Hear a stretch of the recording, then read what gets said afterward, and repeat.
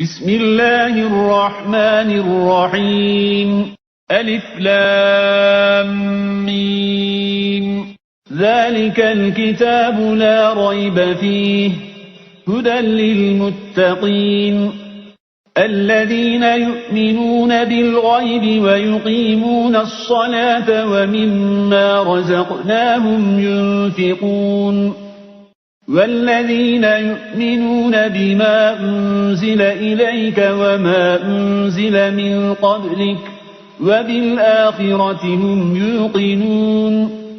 أولئك على هدى من ربهم وأولئك هم المفلحون إن الذين كفروا سواء عليهم أأنذرتهم أم لم تنذرهم لا يؤمنون ختم الله على قلوبهم وعلى سمعهم وعلى أبصارهم غشاوة ولهم عذاب عظيم ومن الناس من يقول آمنا بالله وباليوم الآخر وما هم بمؤمنين يخادعون الله والذين آمنوا وما يخدعون إلا أنفسهم وما يشعرون في قلوبهم مرض فزادهم الله مرضا ولهم عذاب أليم بما كانوا يكذبون وإذا قيل لهم لا تفسدوا في الأرض قالوا إنما نحن مصلحون ألا إنهم هم المفسدون ولكن لا يشعرون وإذا قيل لهم آمنوا كما آمن الناس قالوا أنؤمن كما آمن السفهاء ألا إنهم هم السفهاء ولكن لا يعلمون وإذا لقوا الذين آمنوا قالوا آمنا وإذا خلوا إلى شياطينهم قالوا إنا معكم إنما نحن مستهزئون الله يستهزئ بهم ويمدهم في طغيانهم يعمهون أولئك الذين اشتروا الضلالة بالهدى فما ربحت تجارتهم وما كانوا مهتدين مثلهم كمثل الذي استوقد نارا فلما أضاءت ما حوله ذهب الله بنورهم وتركهم في ظلمات لا يبصرون صم بكم عمي فهم لا يرجعون أو كصيب من السماء فيه ظلمات ورعد وبرق يجعلون أصابعهم في آذانهم من الصواعق حذر الموت والله محيط بالكافرين يكاد البرق يخطف أبصارهم كلما أضاء لهم مشوا فيه وإذا أظلم عليهم قاموا ولو شاء الله لذهب بسمعهم وأبصارهم إن الله على كل شيء قدير يا أيها الناس اعبدوا ربكم الذي خلقكم والذين من قبلكم لعلكم تتقون الذي جعل لكم الأرض فراشا والسماء بناء وأنزل من السماء ماء فأخرج به من الثمرات رزقا لكم فلا تجعلوا لله أندادا وأنتم تعلمون وإن كنتم في ريب مما نزلنا على عبدنا فأتوا بسورة من مثله وادعوا شهداءكم من دون الله إن كنتم صادقين فإن لم تفعلوا ولن تفعلوا فاتقوا النار التي وقودها الناس والحجارة أعدت للكافرين وبشر الذين آمنوا وعملوا الصالحات أن لهم جنات تجري من تحتها الأنهار كلما رزقوا منها من ثمرة رزقا قالوا هذا الذي رزقنا من قبل وأتوا به متشابها ولهم فيها أزواج مطهرة وهم فيها خالدون إن الله لا يستحيي أن يضرب مثلا ما بعوضة فما فوقها فأما الذين آمنوا فيعلمون أنه الحق من ربهم وأما الذين كفروا فيقولون ماذا أراد الله بهذا مثلا يضل به كثيرا ويهدي به كثيرا وما يضل به إلا الفاسقين الذين ينقضون عهد الله من بعد ميثاقه ويقطعون ما أمر الله به أن يوصل ويفسدون في الأرض أولئك هم الخاسرون كيف تكفرون بالله وكنتم أمواتا فأحياكم ثم يميتكم ثم يحييكم ثم إليه ترجعون هو الذي خلق لكم ما في الأرض جميعا ثم استوى إلى السماء فسواهن 7 سماوات وهو بكل شيء عليم وإذ قال ربك للملائكة إني جاعل في الأرض خليفة قالوا أتجعل فيها من يفسد فيها ويسفك الدماء ونحن نسبح بحمدك ونقدس لك قال إني أعلم ما لا تعلمون فعلم آدم الأسماء كلها ثم عرضهم على الملائكة فقال أنبئوني بأسماء هؤلاء إن كنتم صادقين قالوا سبحانك لا علم لنا إلا ما علمتنا إنك أنت العليم الحكيم قال يا آدم أنبئهم بأسمائهم فلما أنبأهم بأسمائهم قال ألم أقل لكم إني أعلم غيب السماوات والأرض وأعلم ما تبدون وما كنتم تكتمون وإذ قلنا للملائكة اسجدوا لآدم فسجدوا إلا إبليس أبى واستكبر وكان من الكافرين وقلنا يا آدم اسكن أنت وزوجك الجنة وكلا منها رغدا حيث شئتما ولا تقربا هذه الشجرة فتكونا من الظالمين فأزلهما الشيطان عنها فأخرجهما مما كانا فيه وقلنا اهبطوا بعضكم لبعض عدو ولكم في الأرض مستقر ومتاع إلى حين فتلقى آدم من ربه كلمات فتاب عليه إنه هو التواب الرحيم قلنا اهبطوا منها جميعا فإما يأتينكم مني هدى فمن تبع هداي فلا خوف عليهم ولا هم يحزنون والذين كفروا وكذبوا بآياتنا أولئك أصحاب النار هم فيها خالدون يا بني إسرائيل اذكروا نعمتي التي أنعمت عليكم وأوفوا بعهدي أوف بعهدكم وإياي فارهبون وآمنوا بما أنزلت مصدقا لما معكم ولا تكونوا أول كافر به ولا تشتروا بآياتي ثمنا قليلا وإياي فاتقون ولا تلبسوا الحق بالباطل وتكتموا الحق وأنتم تعلمون وأقيموا الصلاة وآتوا الزكاة واركعوا مع الراكعين أتأمرون الناس بالبر وتنسون أنفسكم وأنتم تتلون الكتاب أفلا تعقلون واستعينوا بالصبر والصلاة وإنها لكبيرة إلا على الخاشعين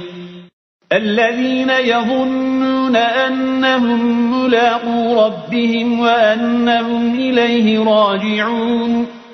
يا بني إسرائيل اذكروا نعمتي التي أنعمت عليكم وأني فضلتكم على العالمين واتقوا يوما لا تجزي نفس عن نفس شيئا ولا يقبل منها شفاعة ولا يؤخذ منها عدل ولا هم ينصرون وإذ نجيناكم من آل فرعون يسومونكم سوء العذاب يذبحون أبناءكم ويستحيون نساءكم وفي ذلكم بلاء من ربكم عظيم وإذ فرقنا بكم البحر فأنجيناكم وأغرقنا آل فرعون وأنتم تنظرون وإذ واعدنا موسى 40 ليلة ثم اتخذتم العجل من بعده وأنتم ظالمون ثم عفونا عنكم من بعد ذلك لعلكم تشكرون وإذ آتينا موسى الكتاب والفرقان لعلكم تهتدون وإذ قال موسى لقومه يا قوم إنكم ظلمتم أنفسكم باتخاذكم العجل فتوبوا إلى بارئكم فاقتلوا أنفسكم ذلكم خير لكم عند بارئكم فتاب عليكم إنه هو التواب الرحيم وإذ قلتم يا موسى لن نؤمن لك حتى نرى الله جهرة فأخذتكم الصاعقة وأنتم تنظرون ثم بعثناكم من بعد موتكم لعلكم تشكرون وظللنا عليكم الغمام وأنزلنا عليكم المن والسلوى كلوا من طيبات ما رزقناكم وما ظلمونا ولكن كانوا أنفسهم يظلمون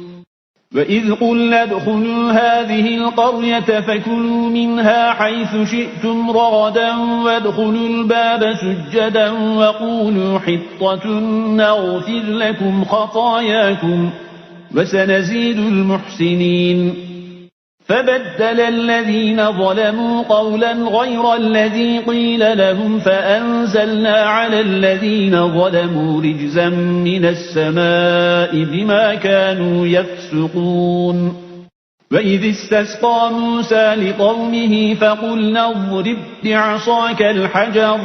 فانفجرت منه 12 عينا قد علم كل أناس مشربهم كلوا واشربوا من رزق الله ولا تعثوا في الأرض مفسدين وإذ قلتم يا موسى لن نصبر على طعام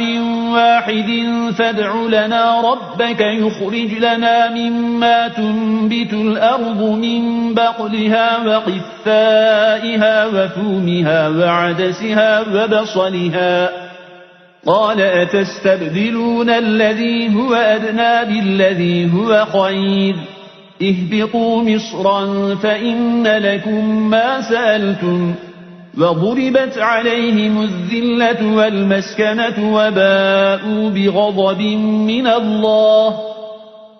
ذلك بأنهم كانوا يكفرون بآيات الله ويقتلون النبيين بغير الحق ذلك بما عصوا وكانوا يعتدون إن الذين آمنوا والذين هادوا والنصارى والصابئين من آمن بالله واليوم الآخر وعمل صالحا فلهم أجرهم عند ربهم ولا خوف عليهم ولا هم يحزنون وإذ أخذنا ميثاقكم ورفعنا فوقكم الطور خذوا ما آتيناكم بقوة واذكروا ما فيه لعلكم تتقون ثم توليتم من بعد ذلك فلولا فضل الله عليكم ورحمته لكنتم من الخاسرين ولقد علمتم الذين اعتدوا منكم في السبت فقلنا لهم كونوا قردة خاسئين فجعلناها نكالا لما بين يديها وما خلفها وموعظة للمتقين وإذ قال موسى لقومه إن الله يأمركم أن تذبحوا بقرة قالوا أتتخذنا هزوا قال أعوذ بالله أن أكون من الجاهلين قالوا ادع لنا ربك يبين لنا ما هي قال إنه يقول إنها بقرة لا فارض ولا بكر عوان بين ذلك فافعلوا ما تؤمرون قالوا ادع لنا ربك يبين لنا ما لونها قال إنه يقول إنها بقرة صفراء فاقع لونها تسر الناظرين قالوا ادع لنا ربك يبين لنا ما هي إن البقرة شابه علينا وإنا إن شاء الله لمهتدون قال إنه يقول إنها بقرة لا ذلول تثير الأرض ولا تسقي الحرث مسلمة لا شية فيها قالوا الآن جئت بالحق فذبحوها وما كانوا يفعلون وإذ قتلتم نفسا فادارأتم فيها والله مخرج ما كنتم تكتمون فقلنا اضربوه ببعضها كذلك يحيي الله الموتى ويريكم آياته لعلكم تعقلون ثم قست قلوبكم من بعد ذلك فهي كالحجارة أو أشد قسوة وإن من الحجارة لما يتفجر منه الأنهار وإن منها لما يشقق فيخرج منه الماء وإن منها لما يهبط من خشية الله وما الله بغافل عما تعملون أفتطمعون أن يؤمنوا لكم وقد كان فريق منهم يسمعون كلام الله ثم يحرفونه من بعد ما عقلوه وهم يعلمون وإذا لقوا الذين آمنوا قالوا آمنا وإذا خلا بعضهم إلى بعض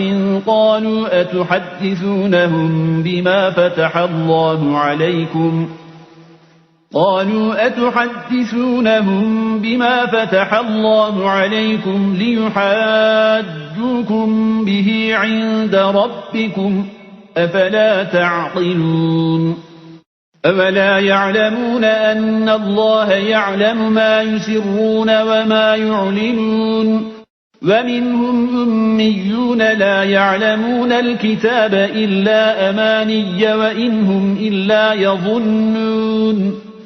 فويل للذين يكتبون الكتاب بأيديهم ثم يقولون هذا من عند الله ليشتروا به ثمنا قليلا فويل لهم مما كتبت أيديهم وويل لهم مما يكسبون وقالوا لن تمسنا النار إلا أياما معدودة قل أتخذتم عند الله عهدا فلن يخلف الله عهده فلن يخلف الله عهده أم تقولون على الله ما لا تعلمون بلى من كسب سيئة وأحاطت به خطيئته فأولئك أصحاب النار هم فيها خالدون والذين آمنوا وعملوا الصالحات أولئك أصحاب الجنة هم فيها خالدون وإذ أخذنا ميثاق بني إسرائيل لا تعبدون إلا الله وبالوالدين إحسانا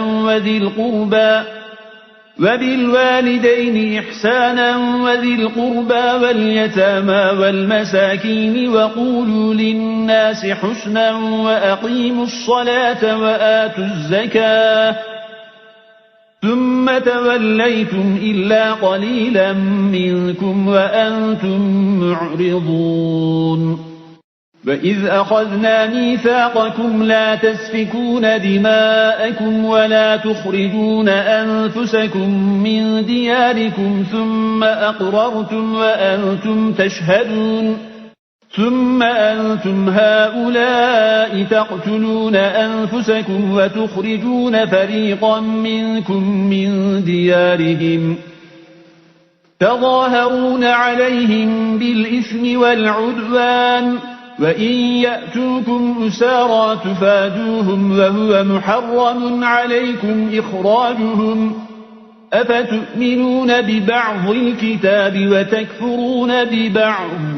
فما جزاء من يفعل ذلك منكم إلا خزي في الحياة الدنيا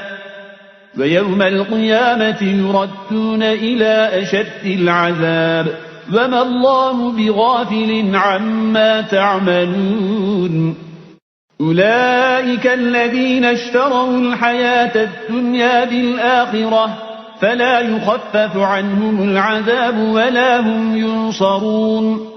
ولقد آتينا موسى الكتاب وقفينا من بعده بالرسل وآتينا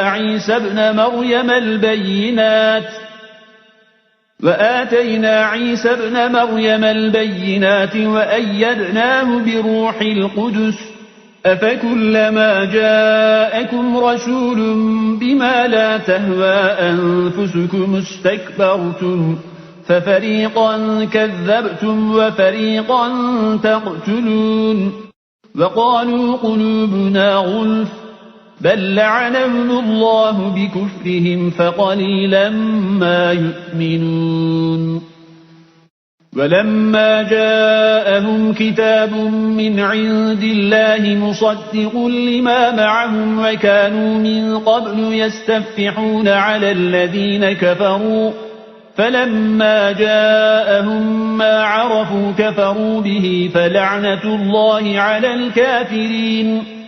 بئس ما اشتروا به أنفسهم أن يكفروا بما أنزل الله بغيا أن ينزل الله من فضله على من يشاء من عباده فباءوا بغضب على غضب وللكافرين عذاب مهين وإذا قيل لهم آمنوا بما أنزل الله قالوا نؤمن بما أنزل علينا ويكفرون بما وراءه وهو الحق مصدقا لما معهم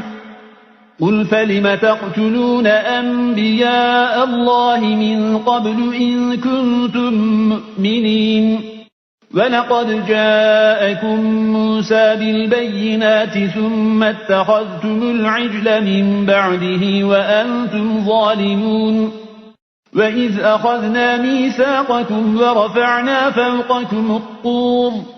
خذوا ما آتيناكم بقوة واسمعوا قالوا سمعنا وعصينا وأشربوا في قلوبهم العجل بكفرهم قل بئس ما يأمركم به إيمانكم إن كنتم مؤمنين قل إن كانت لكم الدار الآخرة عند الله خالصة من دون الناس فتمنوا الموت إن كنتم صادقين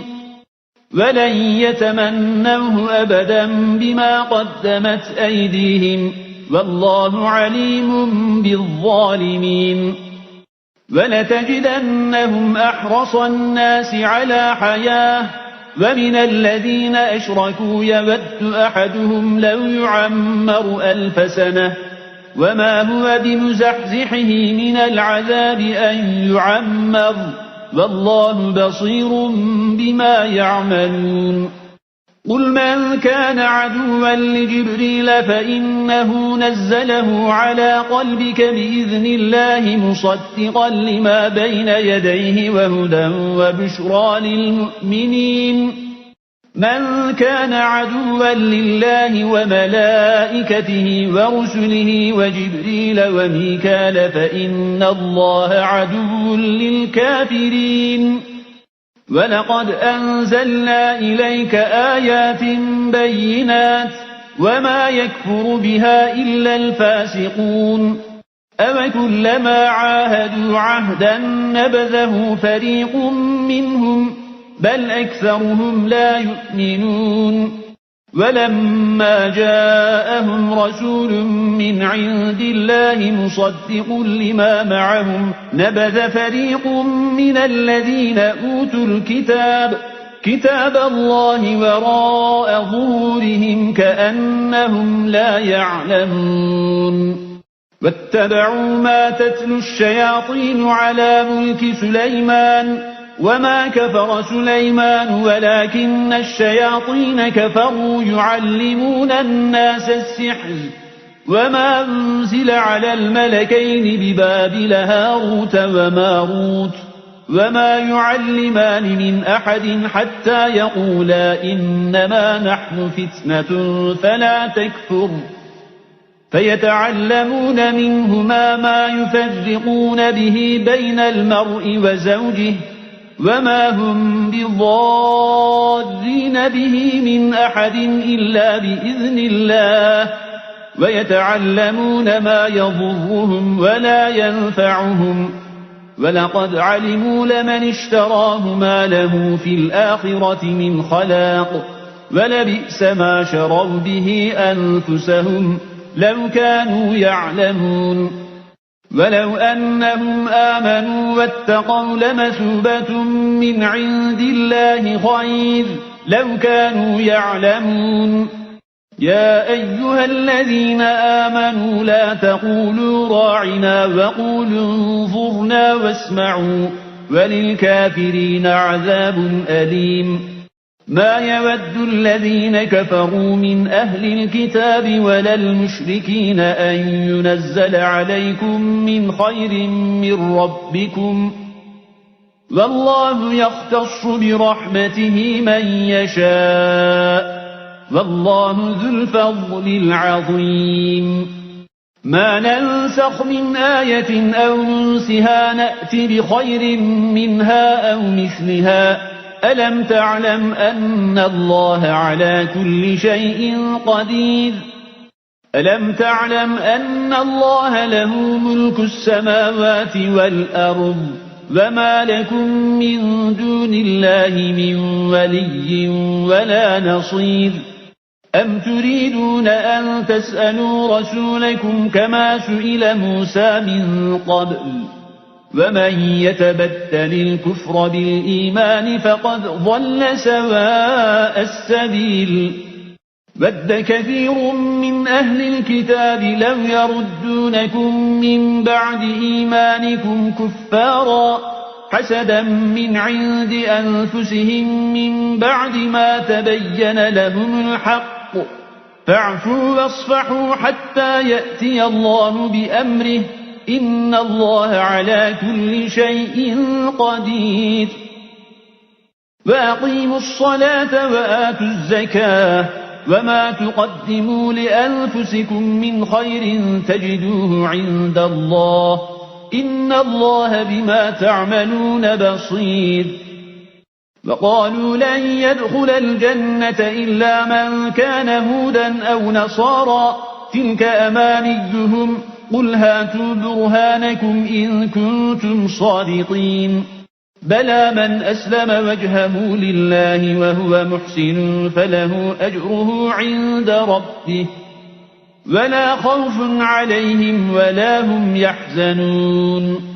وقالت اليهود ليست النصارى على شيء وقالت النصارى ليست اليهود على شيء وهم يتلون الكتاب كذلك قال الذين لا يعلمون مثل قولهم فالله يحكم بينهم يوم القيامة فيما كانوا فيه يختلفون. ومن أظلم ممن منع مساجد الله أن يذكر فيها اسمه وسعى في خرابها أولئك ما كان لهم أن يدخلوها إلا خائفين لهم في الدنيا خزي ولهم في الآخرة عذاب عظيم. ولله المشرق والمغرب فأينما تولوا فثم وجه الله إن الله واسع عليم. وقالوا اتخذ الله ولدا سبحانه بل له ما في السماوات والأرض كل له قانتون بديع السماوات والأرض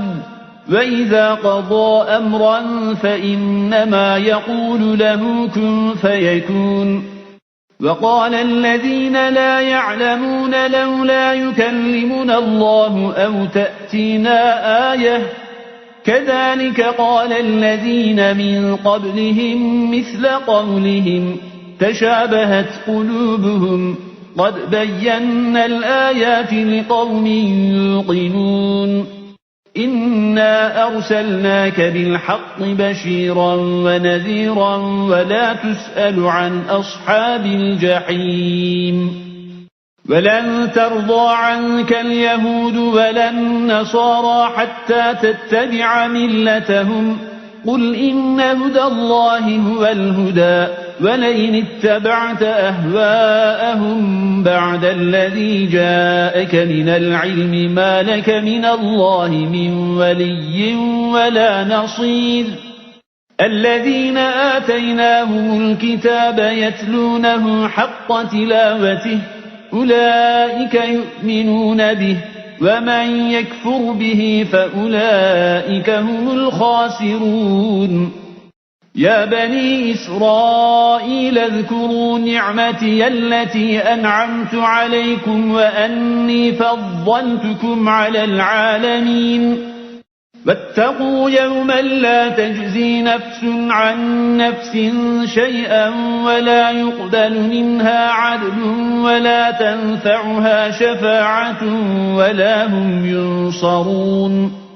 وإذ ابتلى إبراهيم ربه بكلمات فأتمهن قال إني جاعلك للناس إماما قال ومن ذريتي قال لا ينال عهد الظالمين. وإذ جعلنا البيت مثابة للناس وأمنا واتخذوا من مقام إبراهيم مصلى وعهدنا إلى إبراهيم وإسماعيل أن طهرا بيتي للطائفين والعاكفين والركع السجود. وإذ قال إبراهيم رب اجعل هذا بلدا آمنا وارزق أهله من الثمرات من آمن منهم بالله واليوم الآخر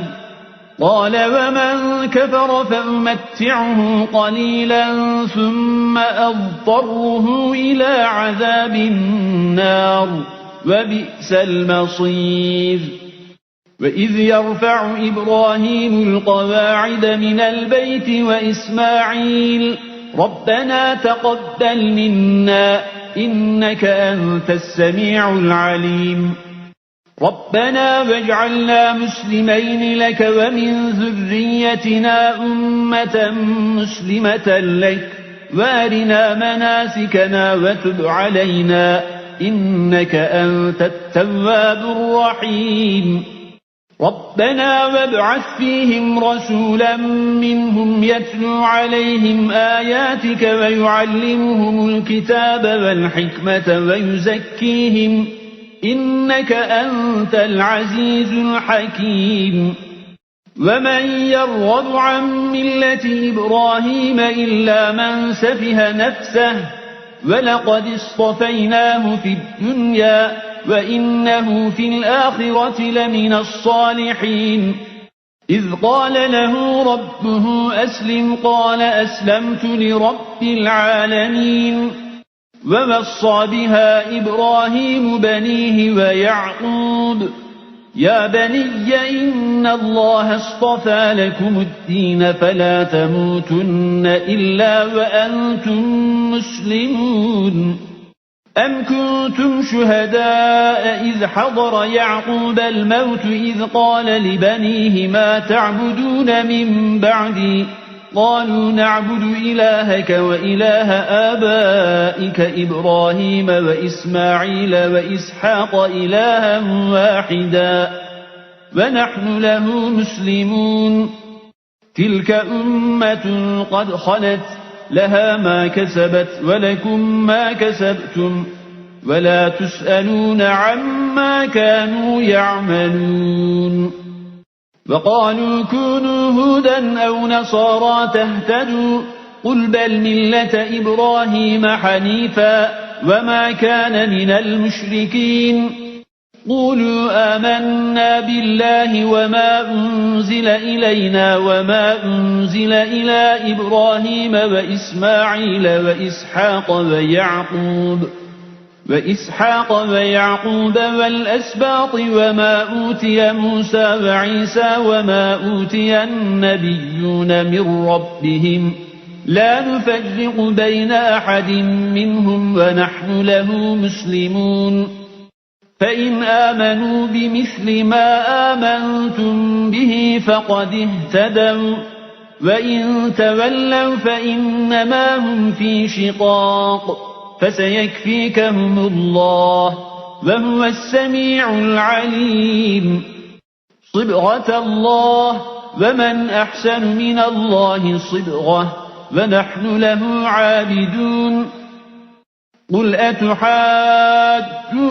في الله وهو ربنا وربكم ولنا أعمالنا ولكم أعمالكم ونحن له مخلصون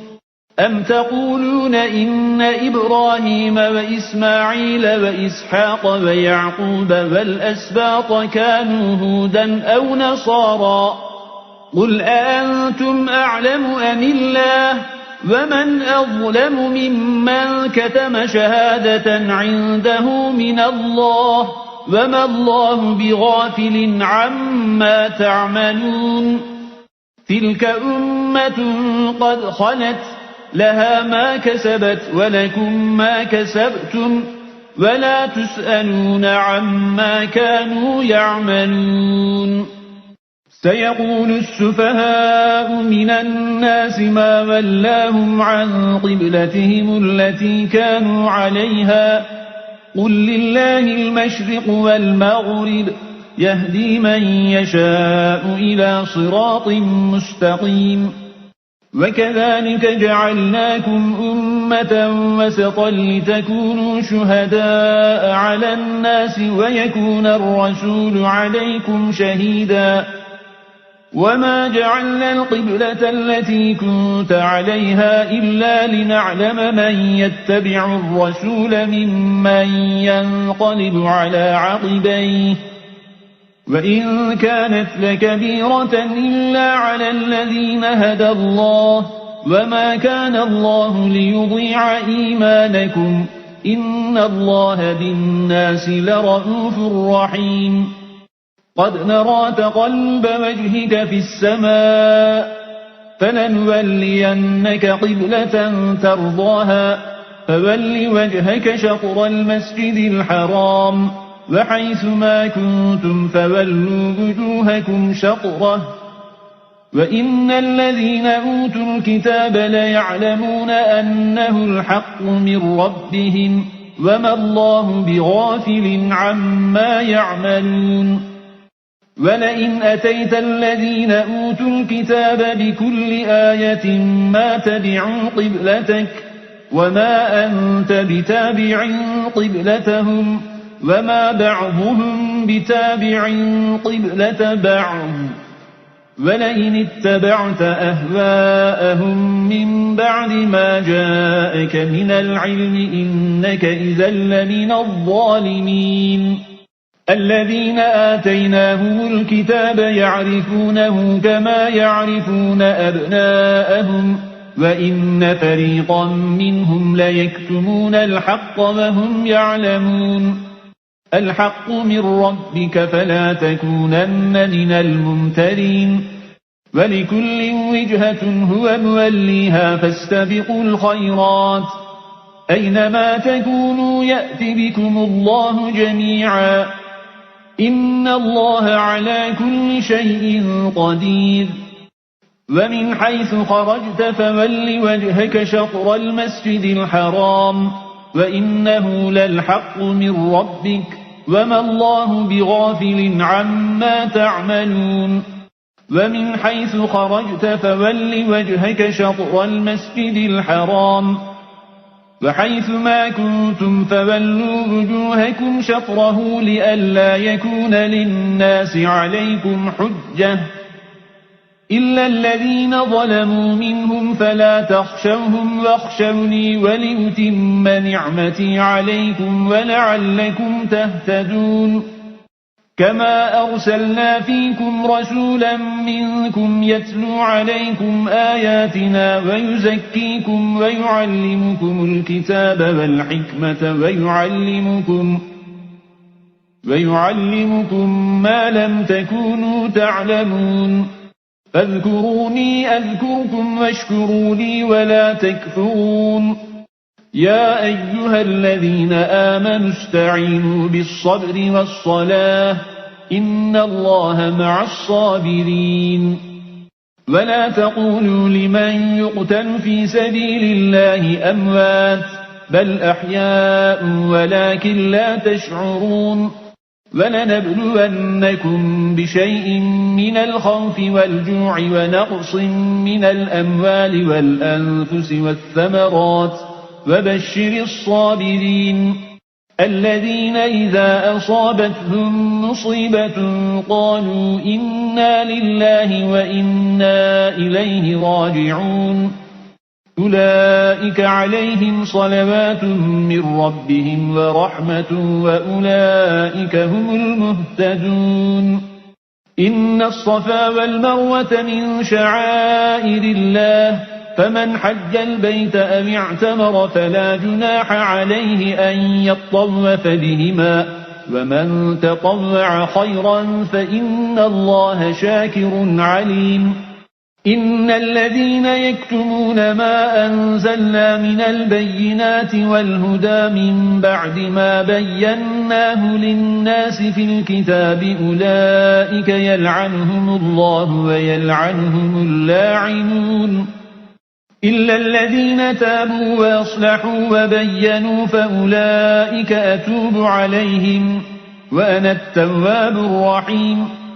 إن الذين كفروا وماتوا وهم كفار أولئك عليهم لعنة الله والملائكة والناس أجمعين خالدين فيها لا يخفف عنهم العذاب ولا هم ينظرون وإلهكم إله واحد لا إله إلا هو الرحمن الرحيم إن في خلق السماوات والأرض واختلاف الليل والنهار والفلك التي تجري في البحر بما ينفع الناس وما أنزل الله من السماء من ماء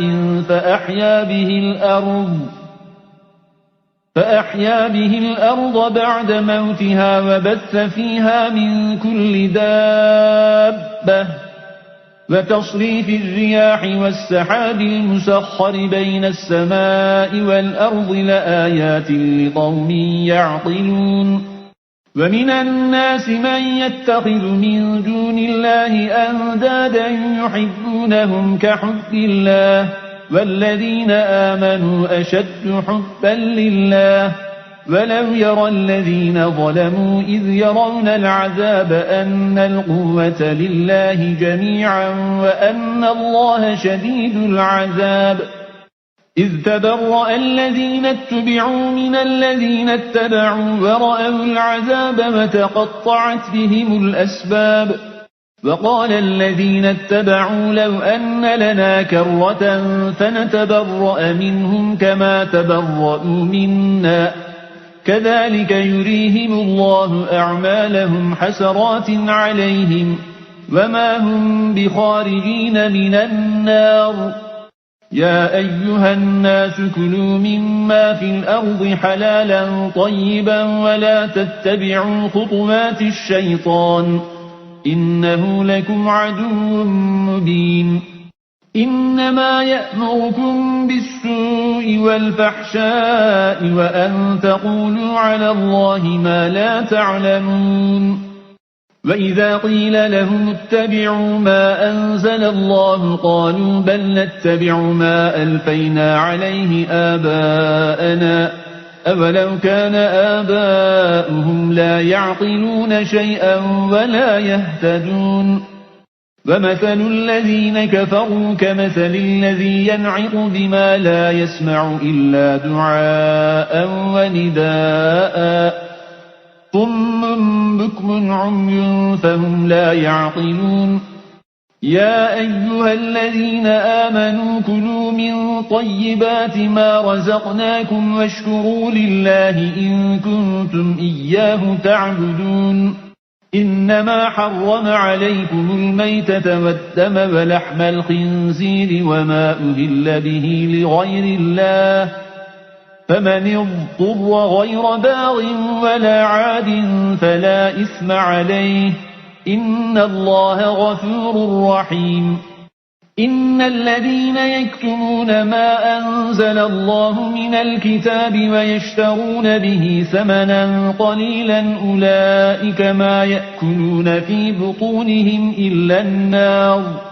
أولئك ما يأكلون في بطونهم إلا النار ولا يكلمهم الله يوم القيامة ولا يزكيهم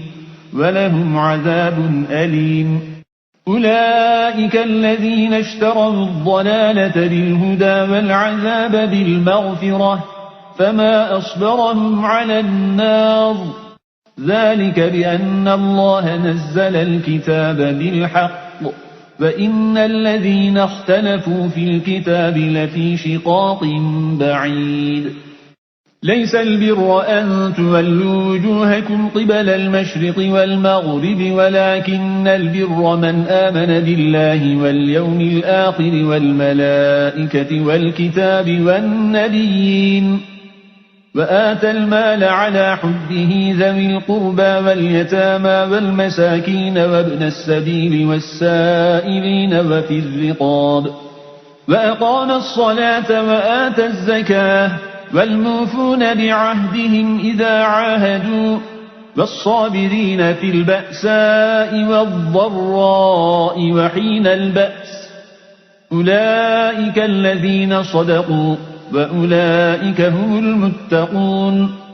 يا أيها الذين آمنوا كتب عليكم القصاص في القتلى الحر بالحر والعبد بالعبد والأنثى بالأنثى فمن عفي له من أخيه شيء فاتباع بالمعروف وأداء إليه بإحسان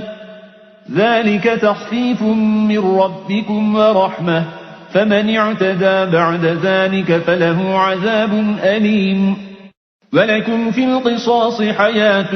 يا أولي الألباب لعلكم تتقون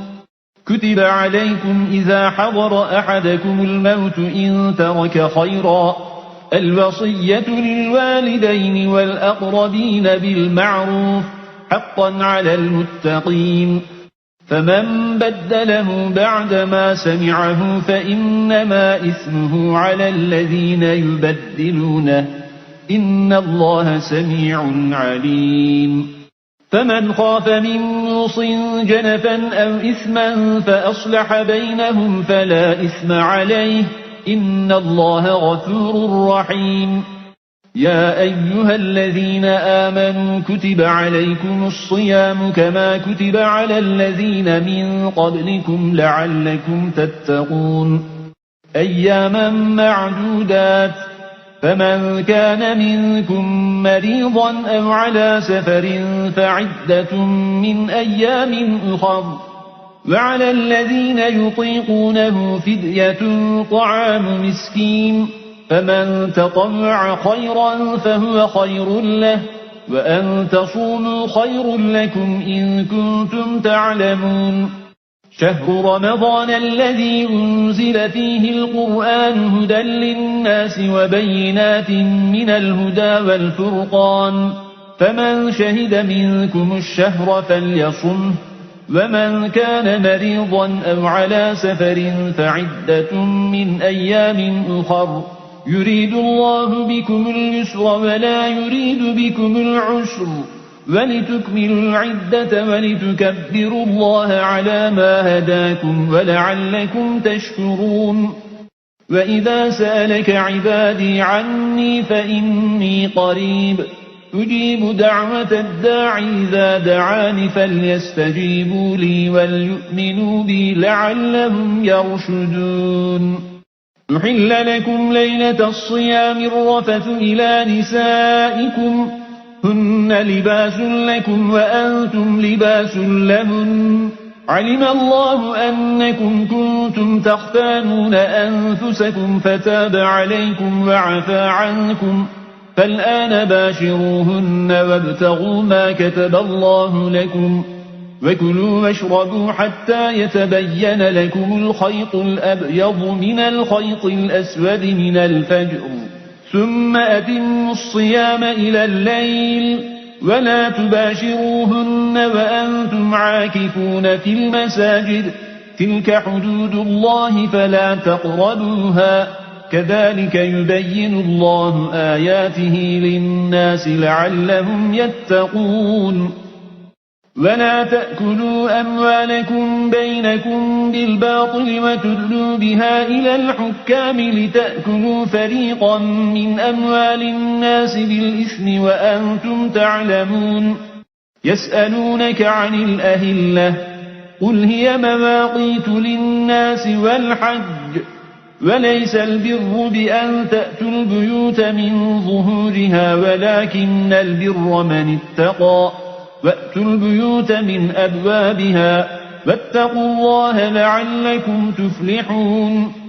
وقاتلوا في سبيل الله الذين يقاتلونكم ولا تعتدوا إن الله لا يحب المعتدين واقتلوهم حيث ثقفتموهم وأخرجوهم من حيث أخرجوكم والفتنة أشد من القتل ولا تقاتلوهم عند المسجد الحرام حتى يقاتلوكم فيه فإن قاتلوكم فاقتلوهم كذلك جزاء الكافرين فإن انتهوا فإن الله غفور رحيم وقاتلوهم حتى لا تكون فتنة ويكون الدين لله فإن انتهوا فلا عدوان إلا على الظالمين الشهر الحرام بالشهر الحرام والحرمات قصاص فمن اعتدى عليكم فاعتدوا عليه بمثل ما اعتدى عليكم واتقوا الله واعلموا أن الله مع المتقين وأنفقوا في سبيل الله ولا تلقوا بأيديكم إلى التهلكة وأحسنوا إن الله يحب المحسنين وأتموا الحج والعمرة لله فإن أحصرتم فما استيسر من الهدي ولا تحلقوا رؤوسكم حتى يبلغ الهدي محله فمن كان منكم مريضا أو به أذى من رأسه ففدية من صيام أو صدقة أو نسك فإذا أمنتم فمن تمتع بالعمرة إلى الحج فما استيسر من الهدي، فمن لم يجد فصيام 3 أيام في الحج و7 إذا رجعتم، تلك 10 كاملة، ذلك لمن لم يكن أهله حاضر المسجد الحرام. فاتقوا الله واعلموا أن الله شديد العقاب. الحج أشهر معلومات، فمن فرض فيهن الحج فلا رفث ولا فسوق ولا جدال في الحج، وما تفعلوا من خير يعلمه الله، وتزودوا فإن خير الزاد التقوى، واتقون يا أولي الألباب. ليس عليكم جناح أن تبتغوا فضلا من ربكم، فإذا أفضتم من عرفات فاذكروا الله عند المشعر الحرام، واذكروه كما هداكم، وإن كنتم من قبله لمن الضالين. ثم أفيضوا من حيث أفاض الناس واستغفروا الله، إن الله غفور رحيم. فإذا قضيتم مناسككم فاذكروا الله كذكركم آباءكم أو أشد ذكرا. فمن الناس من يقول ربنا آتنا في الدنيا وما له في الآخرة من خلاق، ومنهم من يقول ربنا آتنا في الدنيا حسنة وفي الآخرة حسنة وقنا عذاب النار، أولئك لهم نصيب مما كسبوا والله سريع الحساب. واذكروا الله في أيام معدودات، فمن تعجل في يومين فلا إثم عليه، ومن تأخر فلا إثم عليه لمن اتقى، واتقوا الله واعلموا أنكم إليه تحشرون. ومن الناس من يعجبك قوله في الحياة الدنيا ويشهد الله على ما في قلبه وهو ألد الخصام، وإذا تولى سعى في الأرض ليفسد فيها ويهلك الحرث والنسل، والله لا يحب الفساد. وإذا قيل له اتق الله أخذته العزة بالإثم فحسبه جهنم ولبئس المهاد. ومن الناس من يشري نفسه ابتغاء مرضات الله، والله رؤوف بالعباد. يا أيها الذين آمنوا ادخلوا في السلم كافة، ولا تتبعوا خطوات الشيطان، إنه لكم عدو مبين. فإن زللتم من بعد ما جاءتكم البينات فاعلموا أن الله عزيز حكيم. هل ينظرون إلا أن يأتيهم الله في ظلل من الغمام والملائكة وقضي الأمر، وإلى الله ترجع الأمور.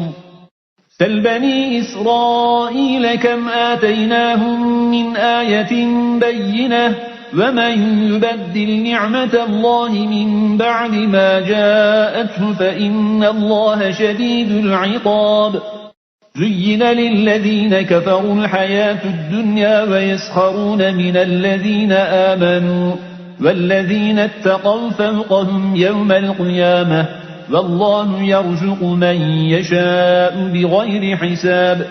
كان الناس أمة واحدة فبعث الله النبيين مبشرين ومنذرين، وأنزل معهم الكتاب بالحق ليحكم بين الناس فيما اختلفوا فيه،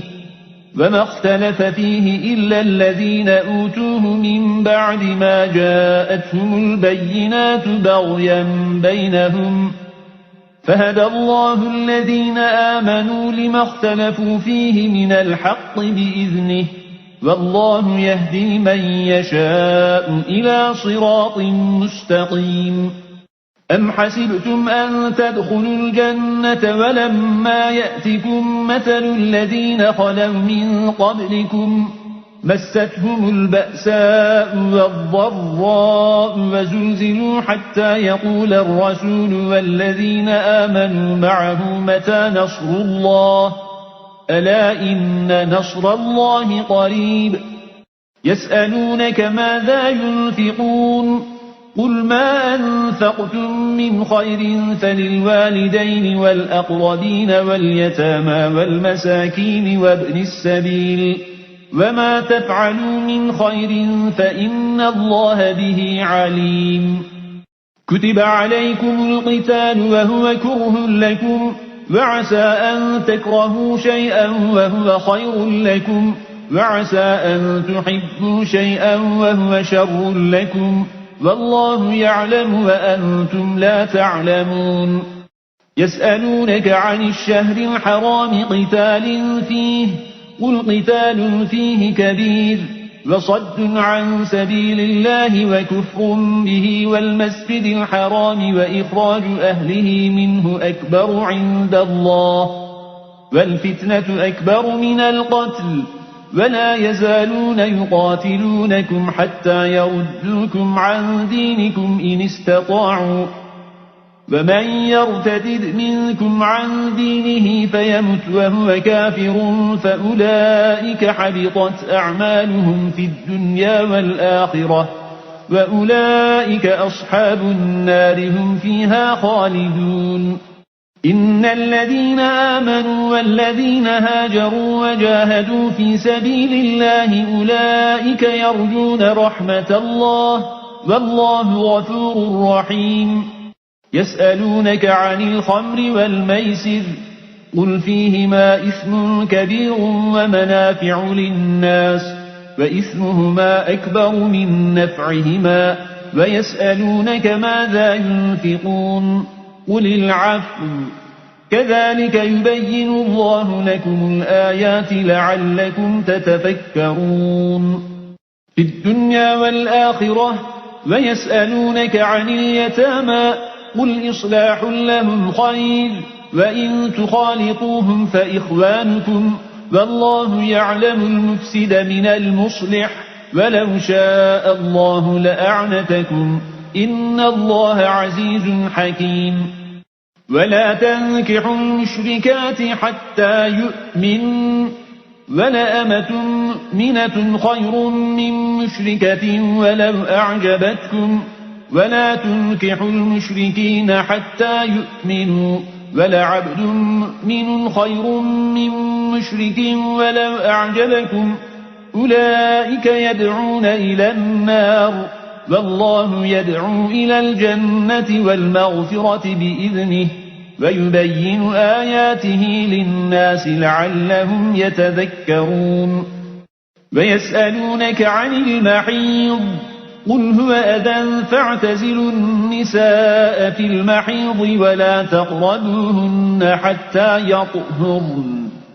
فإذا تطهرن فأتوهن من حيث أمركم الله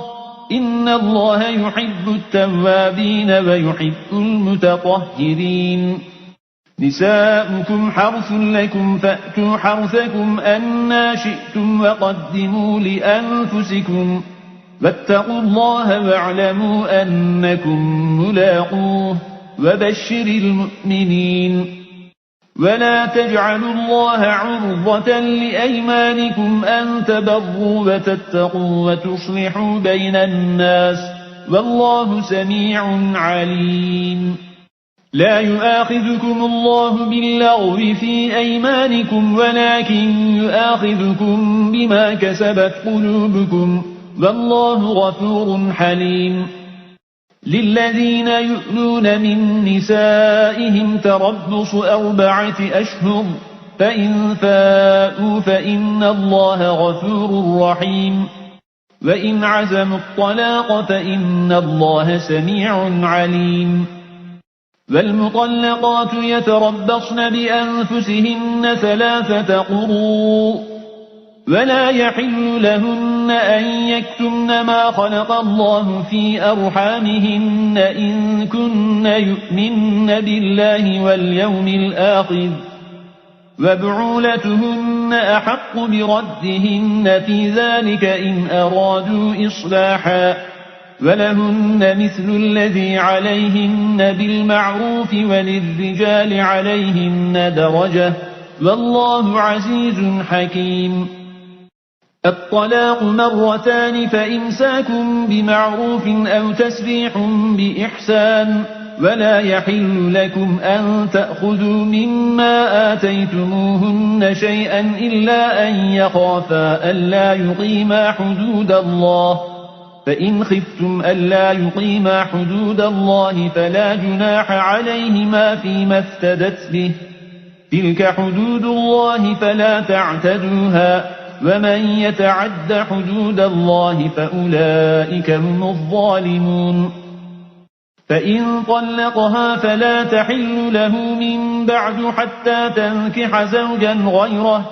فإن طلقها فلا جناح عليهما أن يتراجعا إن ظنا أن يقيما حدود الله وتلك حدود الله يبينها لقوم يعلمون. وإذا طلقتم النساء فبلغن أجلهن فأمسكوهن بمعروف أو سرحوهن بمعروف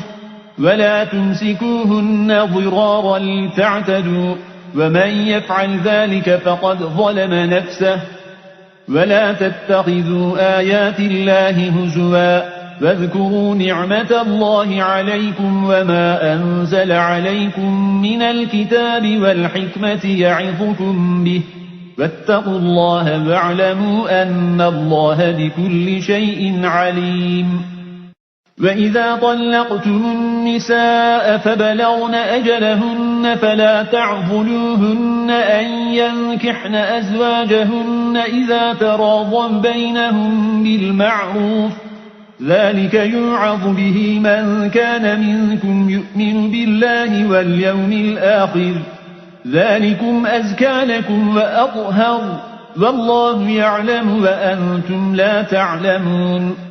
والوالدات يرضعن أولادهن حولين كاملين لمن أراد أن يتم الرضاعة وعلى المولود له رزقهن وكسوتهن بالمعروف لا تكلف نفس إلا وسعها لا تضار والدة بولدها ولا مولود له بولده وعلى الوارث مثل ذلك فإن أرادا فصالا عن تراض منهما وتشاور فلا جناح عليهما. وإن أردتم أن تسترضعوا أولادكم فلا جناح عليكم إذا سلمتم ما آتيتم بالمعروف واتقوا الله واعلموا أن الله بما تعملون بصير. والذين يتوفون منكم ويذرون أزواجا يتربصن بأنفسهن 4 أشهر وعشرا فإذا بلغن أجلهن فلا جناح عليكم فيما فعلن في أنفسهن بالمعروف والله بما تعملون خبير.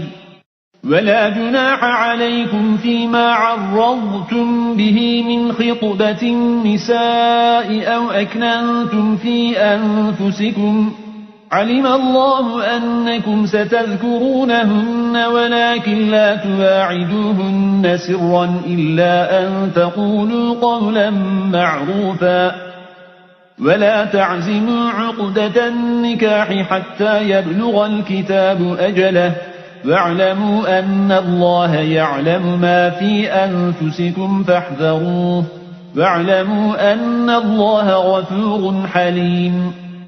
لا جناح عليكم إن طلقتم النساء ما لم تمسوهن أو تفرضوا لهن فريضة ومتعوهن على الموسع قدره وعلى المقتر قدره متاعا بالمعروف حقا على المحسنين. وإن طلقتموهن من قبل أن تمسوهن وقد فرضتم لهن فريضة فنصف ما فرضتم إلا أن يعفون أو يعفو الذي بيده عقدة النكاح وأن تعفوا أقرب للتقوى ولا تنسوا الفضل بينكم إن الله بما تعملون بصير حافظوا على الصلوات والصلاة الوسطى وقوموا لله قانتين فإن خفتم فرجالا أو ركبانا فإذا أمنتم فاذكروا الله كما علمكم ما لم تكونوا تعلمون والذين يتوفون منكم ويذرون أزواجا وصية لأزواجهم متاعا إلى الحول غير إخراج فإن خرجن فلا جناح عليكم فيما فعلن في أنفسهن من معروف والله عزيز حكيم وللمطلقات متاع بالمعروف حقا على المتقين كذلك يبين الله لكم آياته لعلكم تعقلون ألم تر إلى الذين خرجوا من ديارهم وهم ألوف حذر الموت فقال لهم الله موتوا ثم أحياهم إن الله لذو فضل على الناس ولكن أكثر الناس لا يشكرون وقاتلوا في سبيل الله واعلموا أن الله سميع عليم من ذا الذي يقرض الله قرضا حسنا فيضاعفه له أضعافا كثيرة والله يقبض ويبسط وإليه ترجعون ألم تر إلى الملأ من بني إسرائيل من بعد موسى إذ قالوا لنبي لهم ابعث لنا ملكا نقاتل في سبيل الله قال هل عسيتم إن كتب عليكم القتال ألا تقاتلوا قالوا وما لنا ألا نقاتل في سبيل الله وقد أخرجنا من ديارنا وأبنائنا فلما كتب عليهم القتال تولوا إلا قليلا منهم والله عليم بالظالمين وقال لهم نبيهم إن الله قد بعث لكم طالوت ملكا قالوا أنى يكون له الملك علينا ونحن أحق بالملك منه ولم يؤت سعة من المال قال إن الله اصطفاه عليكم وزاده بسطة في العلم والجسم والله يؤتي ملكه من يشاء والله واسع عليم وقال لهم نبيهم إن آية ملكه أن يأتيكم التابوت فيه سكينة من ربكم وبقية مما ترك آل موسى وآل هارون تحمله الملائكة إن في ذلك لآية لكم إن كنتم مؤمنين فلما فصل طالوت بالجنود قال إن الله مبتليكم بنهر فمن شرب منه فليس مني ومن لم يطعمه فإنه مني إلا من اغترف غرفة بيده فشربوا منه إلا قليلا منهم فلما جاوزه هو والذين آمنوا معه قالوا لا طاقة لنا اليوم بجالوت وجنوده قال الذين يظنون أنهم ملاقوا الله كم من فئة قليلة غلبت فئة كثيرة بإذن الله والله مع الصابرين ولما برزوا لجالوت وجنوده قالوا ربنا أفرغ علينا صبرا وثبت أقدامنا وانصرنا على القوم الكافرين فهزموهم بإذن الله وقتل داود جالوت وآتاه الله الملك والحكمة وعلمه مما يشاء ولولا دفع الله الناس بعضهم ببعض لفسدت الأرض ولكن الله ذو فضل على العالمين تلك آيات الله نتلوها عليك بالحق وإنك لمن المرسلين تلك الرسل فضلنا بعضهم على بعض منهم من كلم الله ورفع بعضهم درجات وآتينا عيسى ابن مريم البينات وأيدناه بروح القدس ولو شاء الله ما اقتتل الذين من بعدهم من بعد ما جاءتهم البينات ولكن اختلفوا فمنهم من آمن ومنهم من كفر ولو شاء الله ما اقتتلوا ولكن الله يفعل ما يريد يا أيها الذين آمنوا أنفقوا مما رزقناكم من قبل أن يأتي يوم لا بيع فيه ولا خلة ولا شفاعة والكافرون هم الظالمون الله لا إله إلا هو الحي القيوم لا تأخذه سنة ولا نوم له ما في السماوات وما في الأرض من ذا الذي يشفع عنده إلا بإذنه يعلم ما بين أيديهم وما خلفهم ولا يحيطون بشيء من علمه إلا بما شاء وسع كرسيه السماوات والأرض ولا يؤوده حفظهما وهو العلي العظيم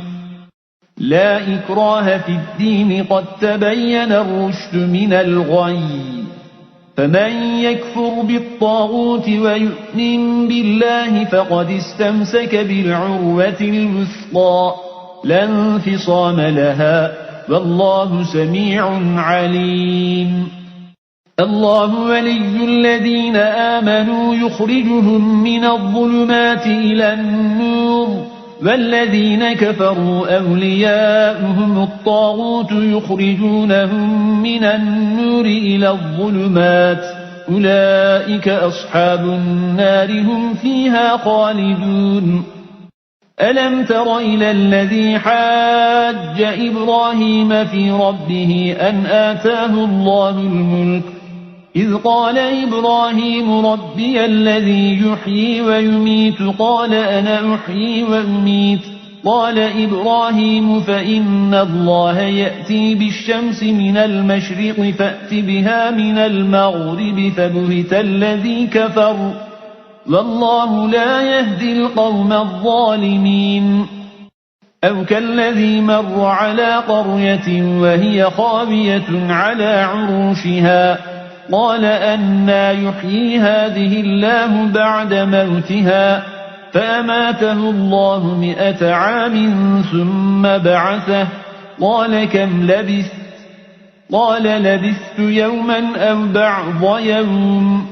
قال بل لبثت 100 عام فانظر إلى طعامك وشرابك لم يتسنه وانظر إلى حمارك ولنجعلك آية للناس وانظر إلى العظام كيف ننشزها ثم نكسوها لحما فلما تبين له قال أعلم أن الله على كل شيء قدير وإذ قال إبراهيم رب أرني كيف تحيي الموتى قال أولم تؤمن قال بلى ولكن ليطمئن قلبي قال فخذ 4 من الطير فصرهن إليك ثم اجعل على كل جبل منهن جزءا ثم ادعهن يأتينك سعيا واعلم أن الله عزيز حكيم مثل الذين ينفقون أموالهم في سبيل الله كمثل حبة أنبتت 7 سنابل في كل سنبلة 100 حبة والله يضاعف لمن يشاء والله واسع عليم. الذين ينفقون أموالهم في سبيل الله ثم لا يتبعون ما أنفقوا منا ولا أذى لهم أجرهم عند ربهم ولا خوف عليهم ولا هم يحزنون. قول معروف ومغفرة خير من صدقة يتبعها أذى والله غني حليم. يا أيها الذين آمنوا لا تبطلوا صدقاتكم بالمن والأذى كالذي ينفق ماله رئاء الناس ولا يؤمن بالله واليوم الآخر فمثله كمثل صفوان عليه تراب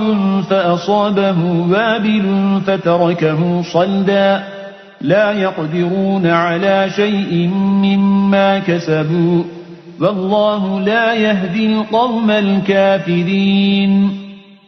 ومثل الذين ينفقون أموالهم ابتغاء مرضات الله وتثبيتا من أنفسهم كمثل جنة بربوة أصابها وابل فآتت أكلها ضعفين فإن لم يصبها وابل فطل والله بما تعملون بصير. أيود أحدكم أن تكون له جنة من نخيل وأعناب تجري من تحتها الأنهار له فيها من كل الثمرات وأصابه الكبر وله ذرية ضعفاء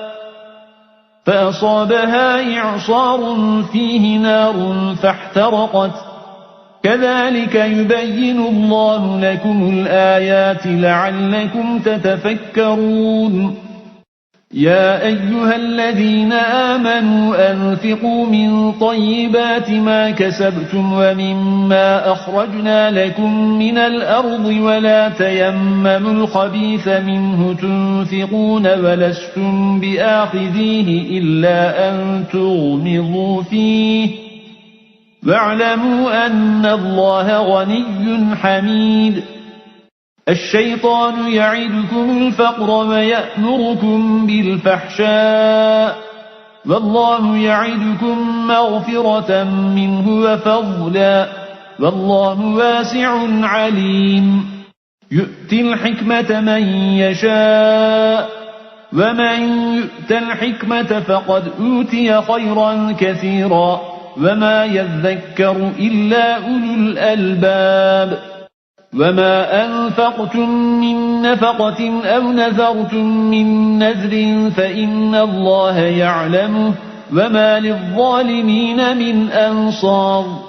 إن تبدوا الصدقات فنعما هي وإن تخفوها وتؤتوها الفقراء فهو خير لكم ويكفر عنكم من سيئاتكم والله بما تعملون خبير. ليس عليك هداهم ولكن الله يهدي من يشاء وما تنفقوا من خير فلأنفسكم وما تنفقون إلا ابتغاء وجه الله وما تنفقوا من خير يوفى إليكم وأنتم لا تظلمون. للفقراء الذين أحصروا في سبيل الله لا يستطيعون ضربا في الأرض يحسبهم الجاهل أغنياء من التعفف تعرفهم بسيماهم لا يسألون الناس إلحافا وما تنفقوا من خير فإن الله به عليم. الذين ينفقون أموالهم بالليل والنهار سرا وعلانية فلهم أجرهم عند ربهم ولا خوف عليهم ولا هم يحزنون الذين يأكلون الربا لا يقومون إلا كما يقوم الذي يتخبطه الشيطان من المس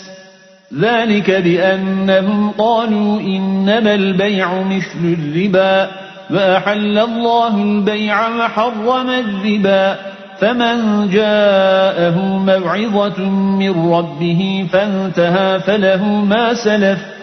وأمره إلى الله ومن عاد فأولئك أصحاب النار هم فيها خالدون يمحق الله الربا ويربي الصدقات والله لا يحب كل كفار أثيم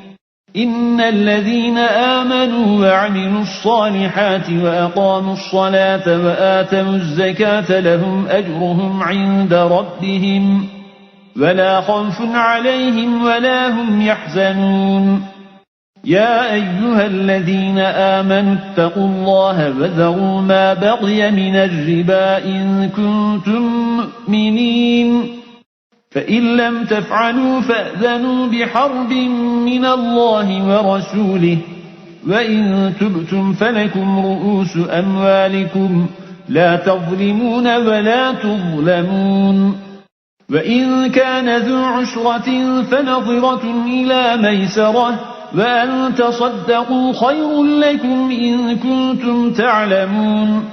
واتقوا يوما ترجعون فيه إلى الله ثم توفى كل نفس ما كسبت وهم لا يظلمون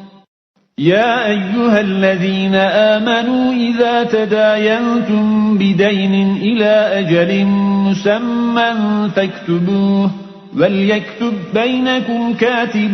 بالعدل ولا يأب كاتب أن يكتب كما علمه الله فليكتب وليملل الذي عليه الحق وليتق الله ربه ولا يبخس منه شيئا فإن كان الذي عليه الحق سفيها أو ضعيفا أو لا يستطيع أن يمله فليملل وليه بالعدل واستشهدوا شهيدين من رجالكم فإن لم يكونا رجلين فرجل وامرأتان ممن ترضون من الشهداء أن تضل إحداهما فتذكر إحداهما الأخرى